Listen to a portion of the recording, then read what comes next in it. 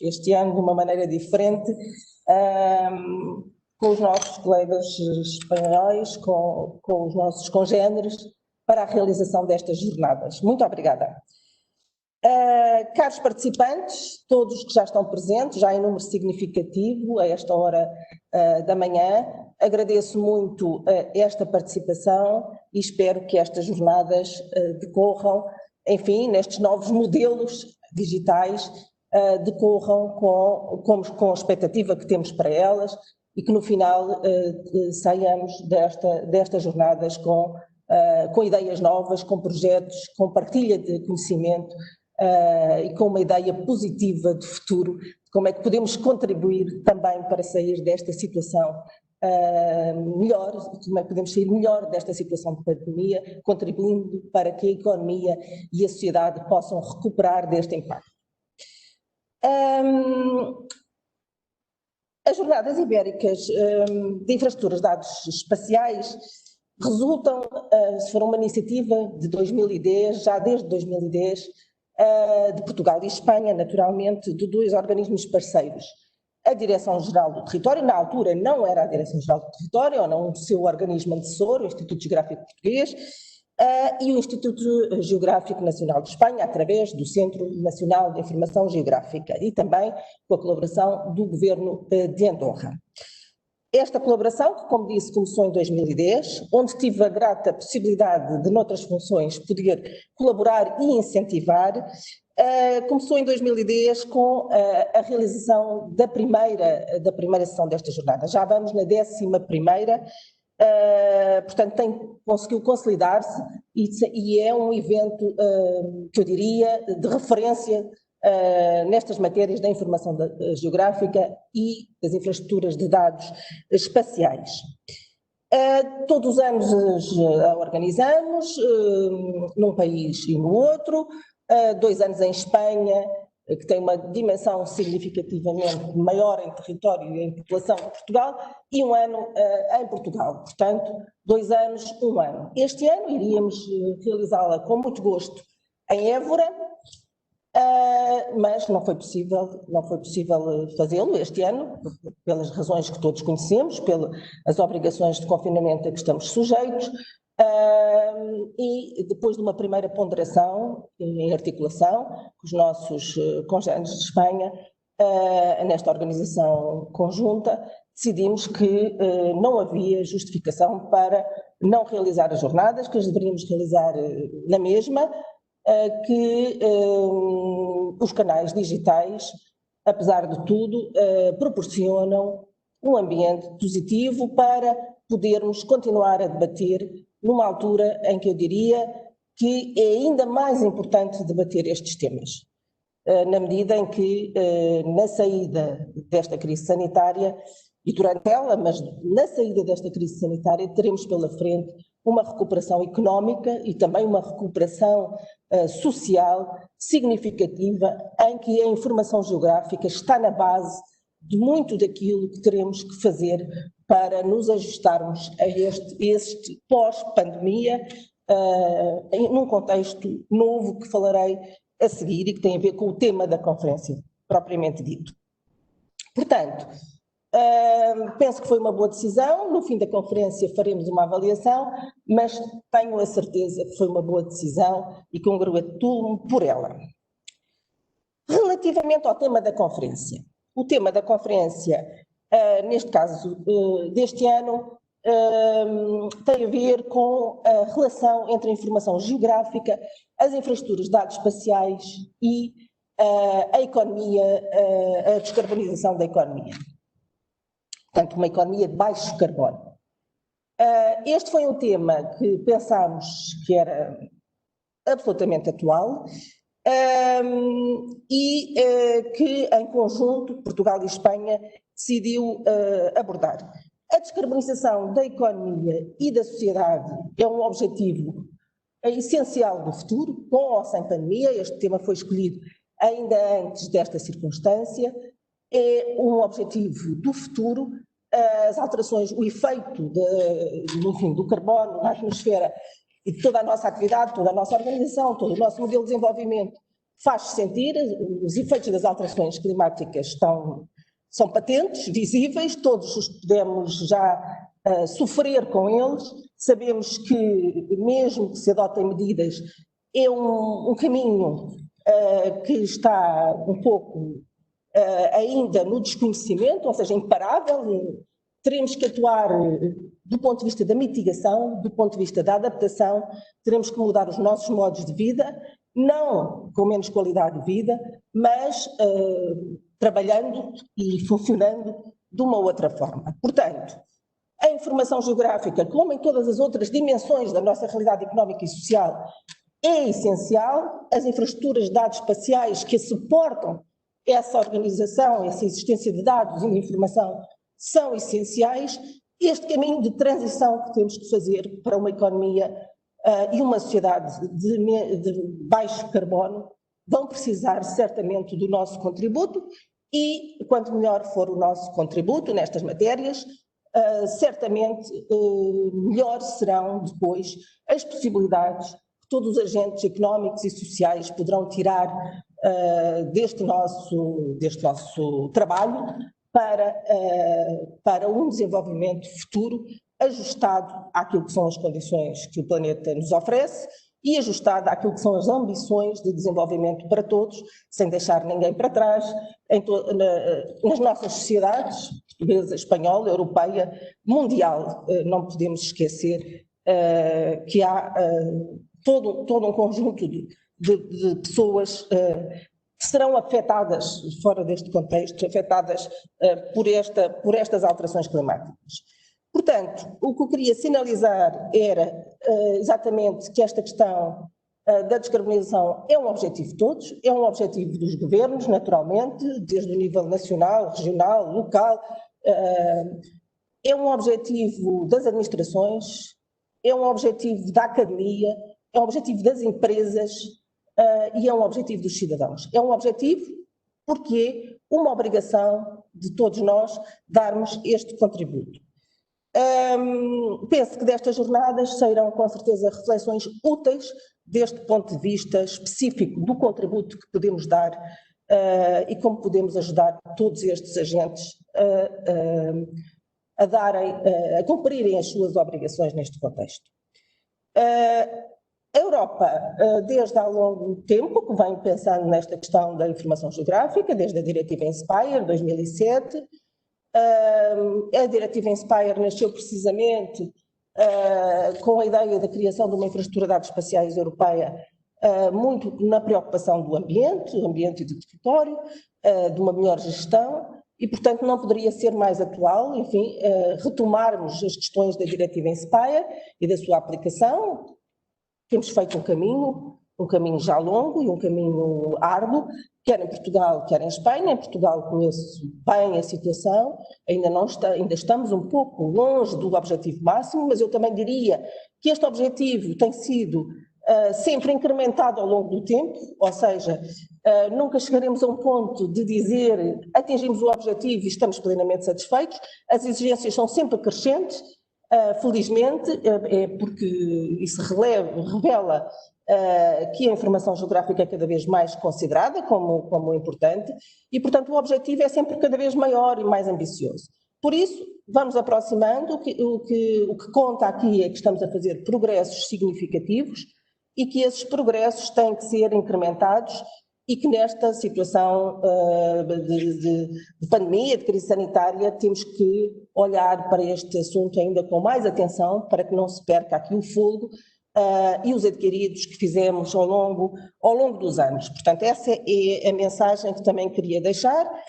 Portanto, no fundo, reajustar aquilo que eram os objetivos da diretiva e da sua implementação em Portugal, e certamente Espanha terá o mesmo objetivo, e fazer reajustar as trajetórias e fazer o caminho que temos que fazer no âmbito desse espírito da diretiva. Por outro lado, queria também, para terminar esta questão do tema, fazer uma referência aos últimos tempos, enfim, desde os objetivos da União Europeia para o desenvolvimento do território europeu, o Pacto Ecológico Europeu, enfim, e todo o contexto em torno dessa afirmação e dessa ambição do estabelecimento do Pacto Ecológico Europeu, enfim, todos nós estamos comprometidos com o Acordo de Paris. Portugal, em particular, no âmbito das Nações Unidas, logo em 2016, firmou o seu compromisso absoluto em ser neutro em carbono em 2050 e, portanto, todos os países europeus, enfim, nos seus ritmos, estão a aderir a este caminho. A atualidade deste ano 2020, com esta crise sanitária, com este vírus, enfim, com as consequências que tiveram sobre as nossas vidas,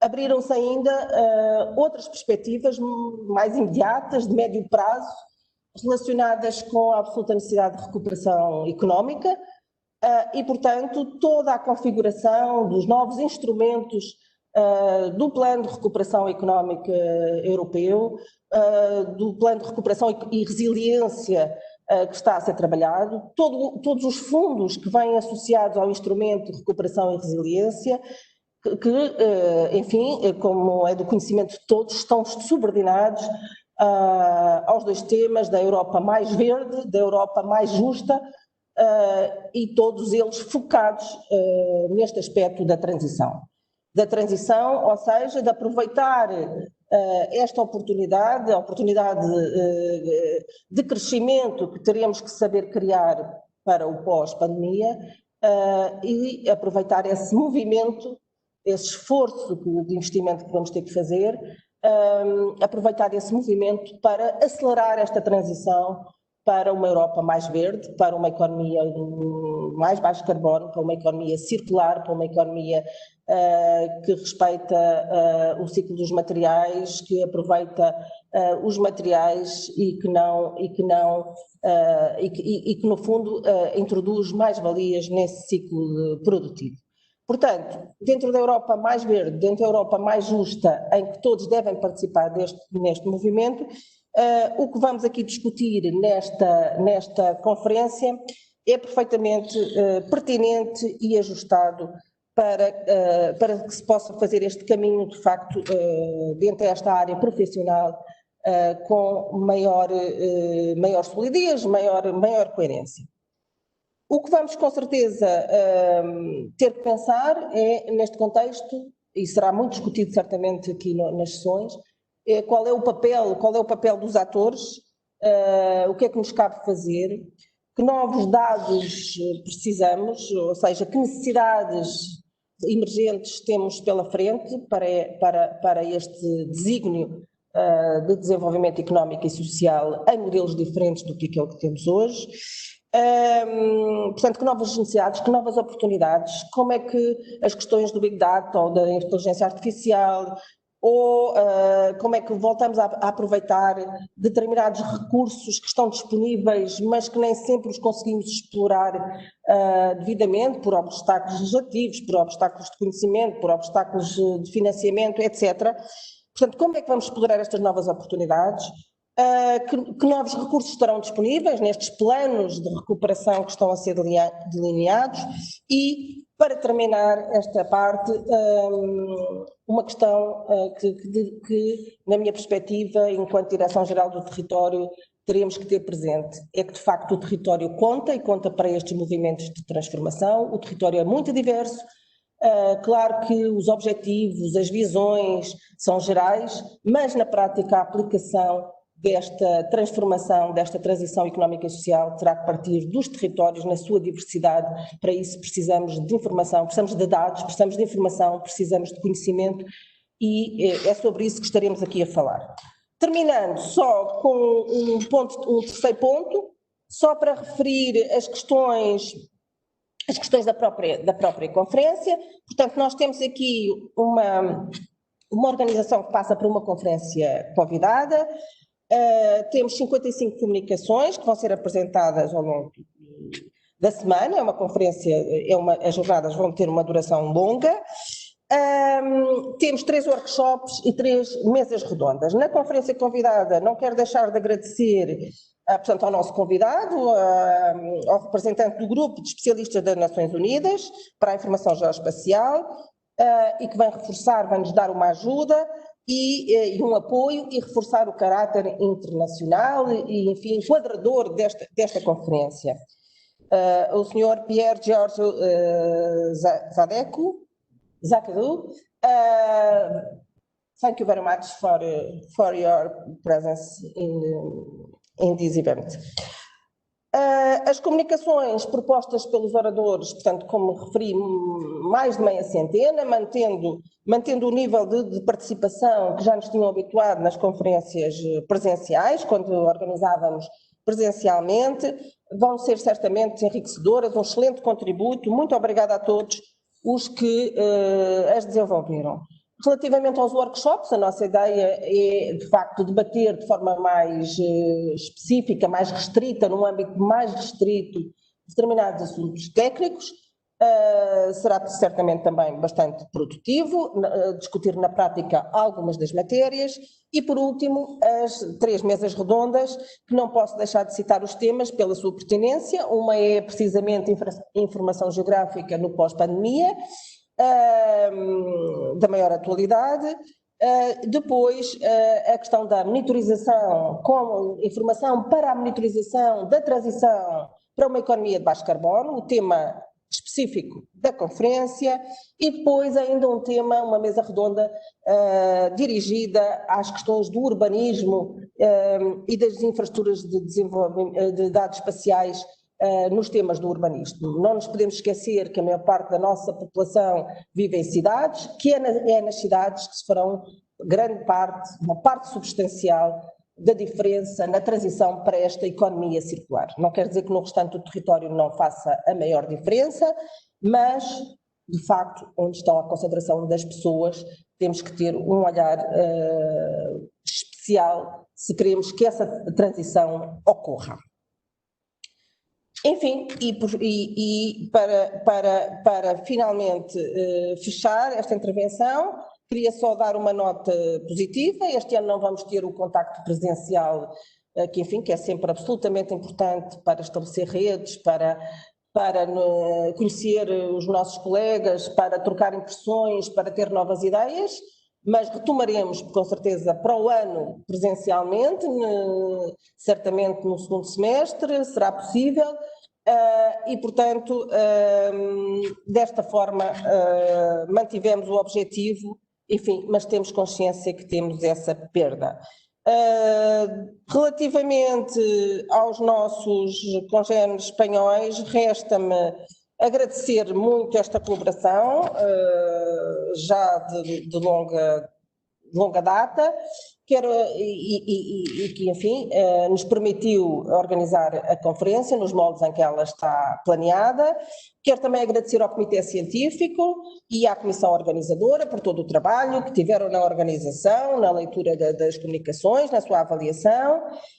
E, naturalmente, não posso deixar de agradecer internamente à equipa da Direção-Geral do Território, que trabalhou para que este evento fosse possível, na pessoa do subdiretor, o professor Mário Caetano, do engenheiro Paulo Patrício, que é diretor de serviços nos temas da informação geográfica, e à doutora Luísa Esmeriz e à doutora Paula Camacho, enfim, que são quem depois na prática trabalha nesta organização. A todos desejo umas excelentes jornadas, um debate profícuo e desejo sobretudo que possam, com o vosso trabalho nesta comunidade profissional, contribuir para a recuperação económica e para a reestabilização social com mais e melhor informação geográfica e com infraestruturas que possam servir de suporte à sua utilização. Muito obrigada, muito boas jornadas. Obrigadíssima.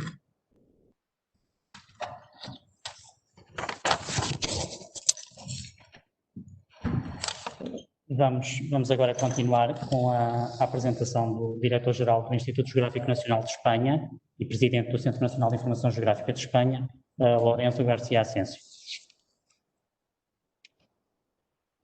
Obrigado. Bom dia, buenos días.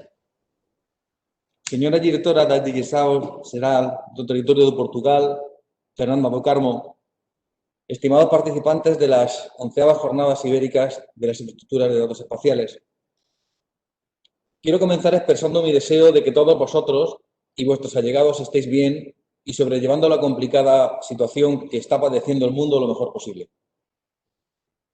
Dicha situación no nos ha permitido celebrar de forma presencial estas jornadas, como hubiera sido el deseo de todos, pero podemos congratularnos de haber conseguido que se celebren de forma virtual, no rompiendo así la exitosa trayectoria de más de 10 años de organización de las GIRE, mediante las que hemos incentivado la colaboración y el acceso a la información más relevante, detallada y actualizada sobre las infraestructuras de datos espaciales en nuestros territorios.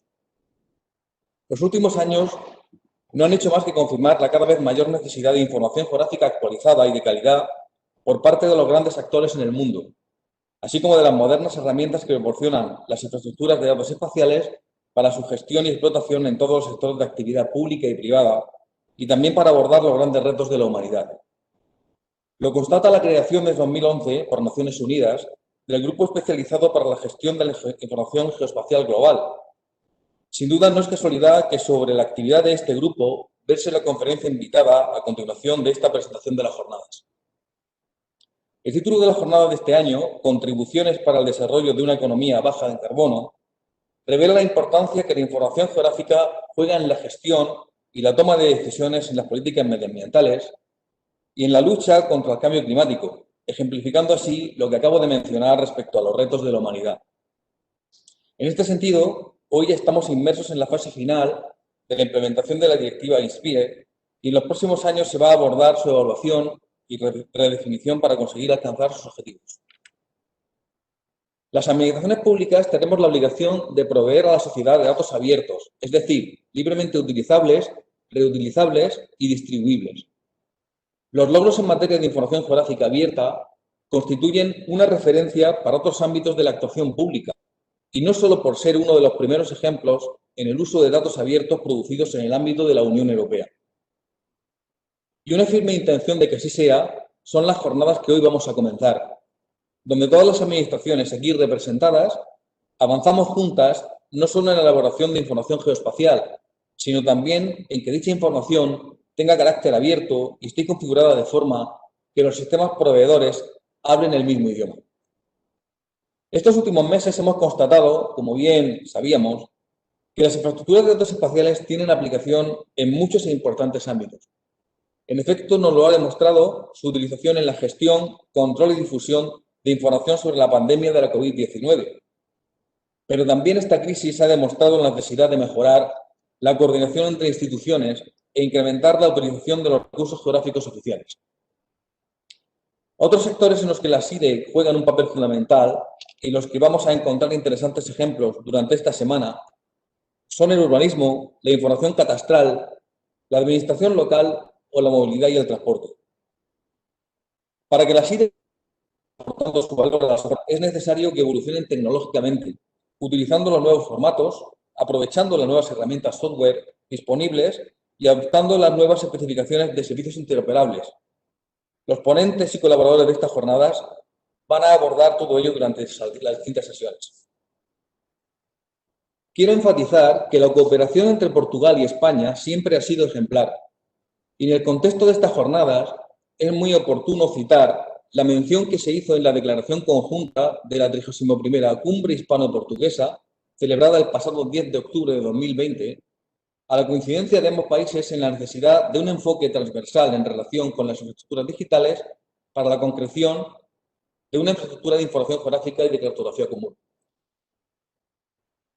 Permítanme a continuación dedicar unas breves palabras sobre la muy especial efeméride que este año estamos celebrando en el Instituto Geográfico Nacional de España. Nuestra institución ha cumplido el pasado 14 de septiembre 150 años, desde su fundación en 1870. Y durante este amplísimo periodo ha servido a la sociedad en el ámbito de las ramas de las ciencias dedicadas al estudio de la Tierra y del espacio. Durante su siglo y medio de historia, el Instituto Geográfico Nacional ha sido la institución española de referencia en disciplinas como la geodesia, la geofísica, la astronomía, la cartografía y la información geográfica, e incluso en algunas otras que con el tiempo fueron siendo asumidas por otros organismos especializados, como la meteorología, la estadística, el catastro o la metrología. El IGN es hoy una dirección general del Ministerio de Transportes, Movilidad y Agenda Urbana del Gobierno de España y la institución española responsable de programas de observación, medición, análisis y representación de nuestro territorio, y a través de su organismo autónomo Centro Nacional de Información Geográfica, de la provisión de productos y servicios de información geográfica, así como de la coordinación de la infraestructura de datos espaciales de España. Con motivo de su 150 aniversario, el IGN está desarrollando durante este año, y lo seguirá haciendo a lo largo de 2021, numerosos actos y eventos, así como diversas publicaciones impresas, digitales e interactivas. En particular, quisiera compartir con ustedes que el rey de España, Felipe VI, inauguró el pasado 14 de septiembre la exposición central del aniversario, a través de la cual pueden recorrerse algunos de los principales hitos de la historia del Instituto. En la página web del IGN hemos ubicado una sección dedicada al aniversario, que con sumo placer les invito a visitar, y dentro de ella un apartado dedicado específicamente a la inauguración de la exposición. Finalizo felicitando a los excelentes profesionales que desarrollan y evolucionan cada día tanto la IDE de España como la IDE de Portugal y la IDE de Andorra, colaborando todos los años para organizar los aspectos científicos y logísticos de las GIRE y conformando un fantástico equipo cohesionado y eficaz. Especialmente me gustaría agradecer el entusiasmo y la dedicación de Paulo, Luisa y Paula de la Dirección General do Territorio, con los que ha resultado muy fácil trabajar. Con mis mejores deseos, muito obrigado, thank you very much, muchas gracias.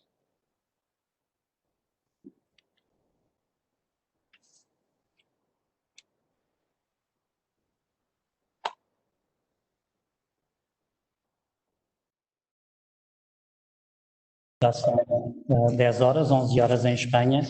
Vamos começar, então, vamos passar à conferência convidada das jornadas, que vai ser presidida por Pierre Georgios Akedou, do Grupo das Nações Unidas para a Gestão de Informação Geoespacial.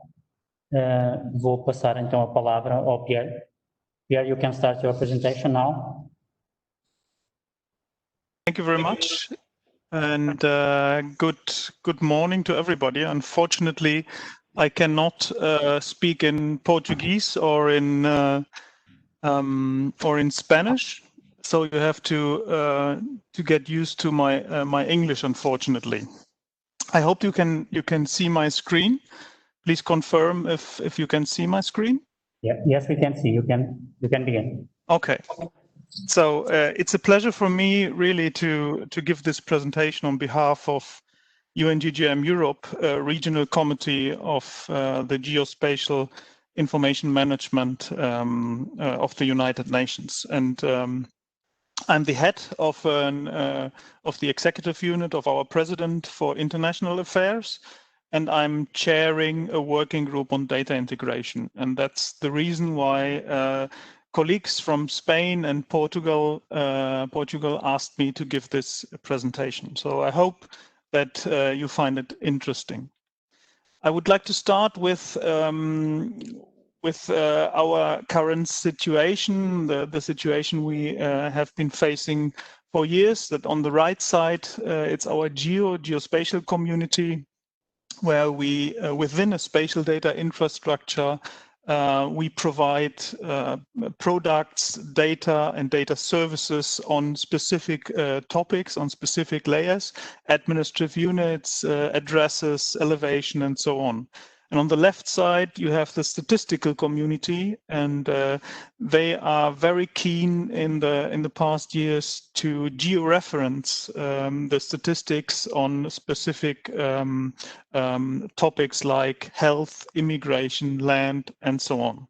So they use our data in order to georeference the statistics.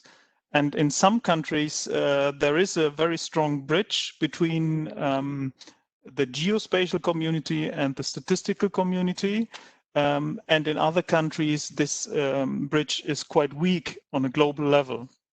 And that has been the main reason why UNGGIM was established, a formal intergovernmental UN Committee of Experts, in order to discuss about strategies for an integrated geospatial collection, maintenance, and usage, and to make this link between statistical and geospatial stronger. If we talk about geospatial data information management, you are faced with other topics related to geospatial information management. The use of Earth observation on the bottom left side, or disaster management, the Agenda 2030, so dealing with the sustainable development goals, is a topic within geospatial information management. And there are a lot of stakeholders, key players in the world dealing with all these topics. So the SDGs, for example, they are tackled through a very high level UN body, an interagency and expert group. And UNGGIM is also dealing with that issue. In Europe, Eurostat has a key role in the establishment of indicator calculations. The use of Earth observation, again, on the left bottom side, this is a key topic for the group on Earth observation. But of course, GGIM and GGIM Europe, as well as in Europe, we have Copernicus, the Copernicus program. There are different players for different activities. With regard to the global, regional, and national spatial data infrastructures, in Europe, we have the INSPIRE framework, which is not in place in other regions on the world. So if you are dealing with geospatial information, you have to consider several topics in order to have progresses. Within UNGGIM in the past years, several frameworks have been established. You find them on the bottom line. So there is a framework on statistical and geospatial information. There is a global geodetic reference frame, for example, or a framework for effective land administration. And in the past years, an umbrella framework has been created, the so-called Integrated Geospatial Information Framework. This can really be seen as an umbrella dealing with all the main questions: what has to be done, why has this to be done, what has to be done, and how can we establish an integrated geospatial information framework. Within UNGGIM, there are several regional committees, and we are of course part of the regional committee in Europe, UNGGIM Europe.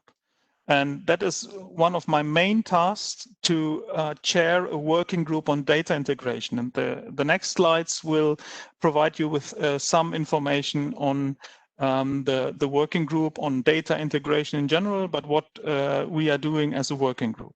You can see on this map that we have very good participation. We have about 30 members from member states affiliated to geospatial and statistical agencies. We have some private companies, observer organizations like Eurostat, the Joint Research Center, the European Environment Agency, and some university like the University of Bonn. For Spain and for Portugal, I can see that both agencies are represented and contributing to our working group. So the National Mapping Agency as well as the Statistical Office is represented in the working group and contribute to our work. So what have we achieved in the past years? I will not go through all the deliverables. You can find all the deliverables which are concluded on our website, and I will provide you with a link to the website at the last slide. But I would like to highlight the policy outreach paper we have created in the last year, we have published in last year, as well as a report, an analysis on sustainable development goal indicators. With regard to the policy outreach paper, you can see that there are some images. These are Eurostat publications jointly with GGM Europe, so you can download these publications from the GGM Europe site as well as from the Eurostat website. The policy outreach paper promotes the benefit of data integration. To create this policy outreach paper, we conducted a poll with a questionnaire, and this was the rationale for the policy outreach paper. And from the policy outreach paper, including recommendations on the benefits of data integration, we have also extracted a leaflet, a brochure, in order to convince the management level, the decision level in Europe to invest more resources and to strengthen the tasks on data integration in general. With regard to the Sustainable Development Goals, there has been published a report focusing the contribution of geospatial data for the integration of statistical and geospatial data, analyzing 4 selected indicators. This work has been coordinated by our kind colleagues from the Portuguese Statistical Office. And the report is also available through the website. And again, it provides you with an overview what has been calculated in the countries, in specific countries, what can be done on a European level to have a regional analysis and what should be promoted for a global level, for a global analysis for these SDG indicators. With regard to the policy outreach paper, coming back to this, there has been also an evaluation in the last year where we asked our members, have you implemented the recommendations of the policy paper or not? What have been the obstacles? And for this, there is also an evaluation report where you can find information on that. What recommendation has been implemented in what country, in which country? And so you can get a good overview what are the obstacles in the European countries with regard to data integration. Last year, we started with a new work plan, and there was a kickoff in October last year in Frankfurt, and we agreed on 3 tasks: to continue with an analysis on Sustainable Development Goal indicators, to collect data integration methods. I will come to that in a minute, what that means, and to keep our role as advisory group to serve for data integration activities in Europe and on a global level. So the next tasks are to continue with the SDG indicator analysis. We have established again a subgroup on that, which is chaired again by our Portuguese colleagues. And the aim of this subgroup is to provide guidance, technical guidance, but also methodological and operational guidance on the calculation on SDG indicators. We want to benchmark pan-European data sources. We want to integrate pan-European data sources with national data sources to integrate them. As an output, there should be some technical guidance documents for the calculation of SDG indicators, as well as a flyer, again, a leaflet for the management level to convince the management level that this is a task worth to be conducted. If you are interested in more insights, there is a scoping paper describing the work plan, and also this scoping paper can be downloaded from the website. With regard to the data integration methods, that's the second subgroup. It's about what is a data integration method. So linked data, for example, or geocoding has been identified as a data integration methods. And even for this task, we would like to evaluate further on best practices.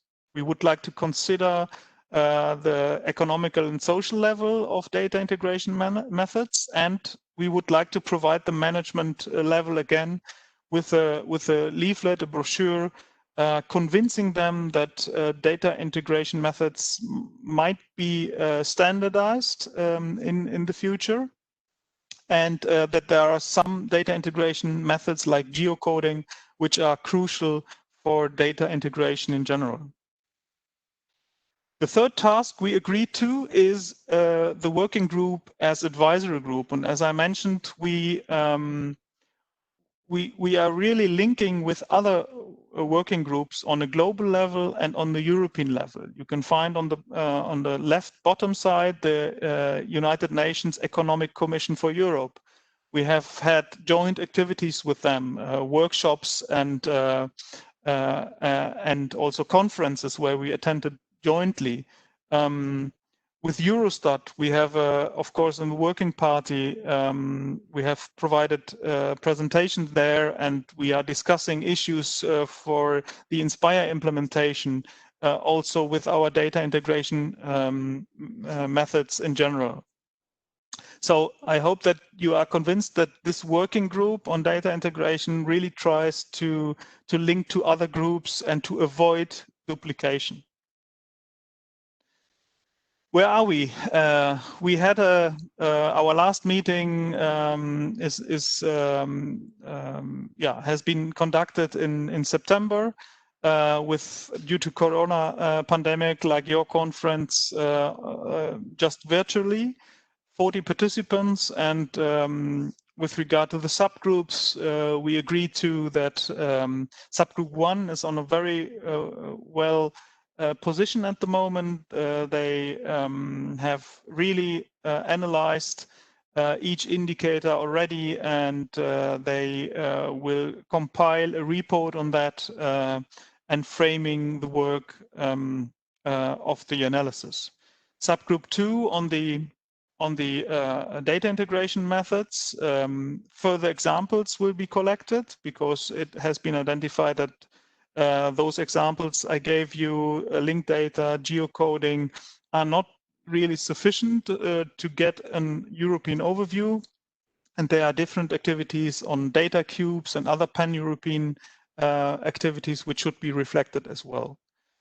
Let me take the opportunity to invite you to join our work. So if you are interested to contribute to our work of the subgroups, then please get in touch with me or with the colleagues you may know who are already members in the working group. We appreciate very much if colleagues are interested, if we get more expertise from countries and from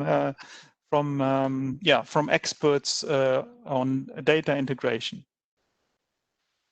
Generally, if you are interested to learn about UNGGM Europe and the work we are conducting, there is a website, as I said, there is a Twitter account, so you get news from that as well.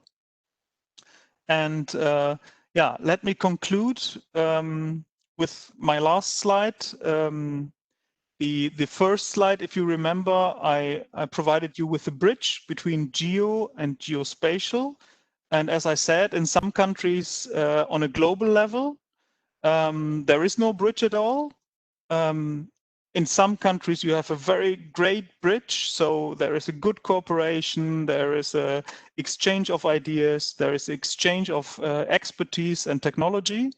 In other countries on the global level, the bridge is not very safe and not very secure. So it has to be strengthened. And in most European countries, let me say, the bridge is stable and we work and cooperate. This is not the case in other regions of the world.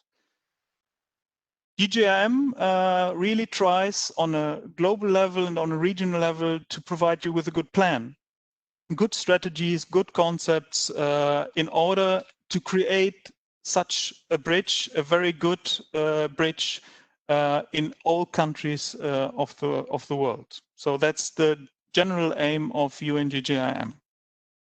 And with that, I would like to conclude my presentation. Thank you very much for your attendance. And if you have any questions, I'm still here to provide you with answers. Thank you very much. Thank you, Pierre, for your very interesting presentation. We have here two questions from Laura Alemany from Spain. The first one is, can you tell us which of the indicators defined in the project is one of the most widely used so far? And also, which indicator, in your opinion, is the easiest to implement in a country? Well, very good questions. Let me say that the most interesting indicators are those who reflect the social life of people. So the access to transport, for example, this is, I guess, the indicator 1171. So how is the access to transport facilities in the country? This is a very interesting one, and it is analyzed by all countries at the moment in Europe. Which are easy to achieve. Of course, an indicator like the forest, the proportion of the forest area compared with total land area. This is, from a geospatial point of view, a very easy to achieve indicator, because for this indicator, you can really use your national geospatial data. You can use Earth observation data as well. You get different results, and then on the countryside, you have to decide which result should be provided to the United Nations, for example.